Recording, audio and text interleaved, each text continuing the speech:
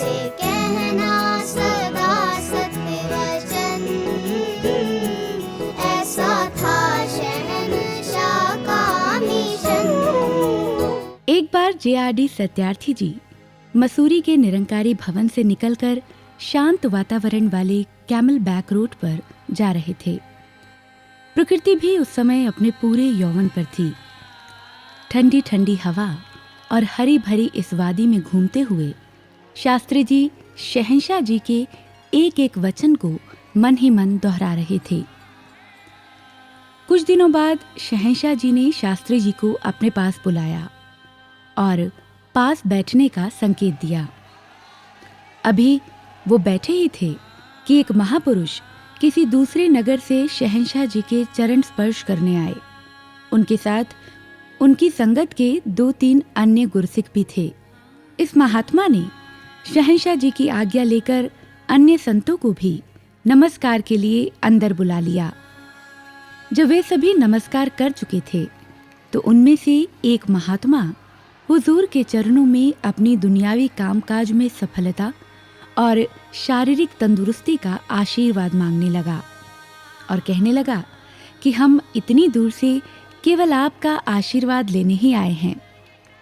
शहंशाह जी ने उन महापुरुषों को बड़े प्रेम भाव से समझाया कि यदि दर्शनों के लिए आए हो तो ठीक है, वरना आशीर्वाद तो आप किसी भी महापुरुष से वहीं ले सकते थे। परमात्मा और हरि गुरु को ही कहते हैं। जिनका गुरु पूरा है वे संत भी पूरे हैं। सांसारिक दुख दूर करना चाहते हो तो इन संतों का सत्कार करो और चरणामृत का सेवन करो, सब काम ठीक हो जाएंगे। अपने सद्गुरु के वचनों पर विश्वास रखो, संतों का भरोसा करो। चाहे संसार को भी बता दो कि ये चरणामृत बाबा जी ने दवाई बताई है।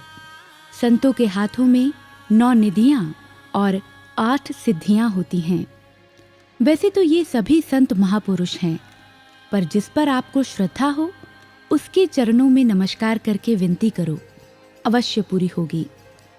शहंशाह जी ने आगे फरमाया कि यदि तुम्हारे प्रेम और श्रद्धा में कमी रह जाए तो मैं कुछ नहीं कर सकता, क्योंकि ये केवल प्रेम और विश्वास का खेल है। उसी समय कुछ अन्य भक्त भी शहंशाह जी के दर्शन करने के लिए कमरे में पधार चुके थे। 2-4 मिनट रुकने के पश्चात शहंशाह जी ने स्वयं ही वचन करने आरंभ कर दिए और समझाया कि गुरु और निरंकार दो नहीं होते। गुरु के शरीर की ओर मत देखो, ये शरीर आपका गुरु नहीं। शरीर तो नश्वर है, परंतु गुरु अविनाशी होता है। ये ज्ञान जो आपको दिया गया है, ये आपका गुरु है। ये सद्गुरु के वचनों द्वारा दर्शाया जाता है, इसलिए यशोगान सद्गुरु का होता है। यदि शरीर करके आप सद्गुरु से दूर भी हों, तो भी निराकार सद्गुरु आपके साथ है। इस पर अटल विश्वास रखना है। याद रखें, प्रीत और सेवा आप सगुण की ही कर सकते हैं, क्योंकि गुरु का शरीर तो हर समय हर जगह मौजूद नहीं रह सकता। इसलिए आपको साध संगत से जोड़ा जाता है, ताकि साध संगत से प्रीत और सेवा करके आप तन मन और धन के सुख प्राप्त कर सकें। महापुरुष केवल अज्ञानियों की या मन की बात सुनकर अपने कर्म से विचलित नहीं होते। हकीकत तो ये है कि जिसका साध संगत से प्रेम नहीं, उसका सद्गुरु व निरंकार से भी प्रेम नहीं होता। साध संगत की सेवा में सुख ही सुख है।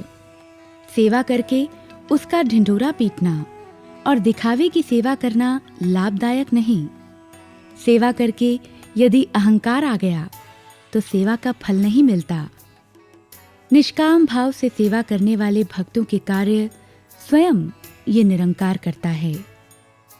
शास्त्री जी आगे फरमाते हैं कि उस दिन ऐसा लग रहा था मानो शहंशाह जी अपने प्रिय भक्तों को सुखों के सभी खजाने बांटना चाहते हों। शहंशाह जी के चेहरे का तेज और मंद मंद मुस्कान सभी के हृदयों को शांत कर रही थी। से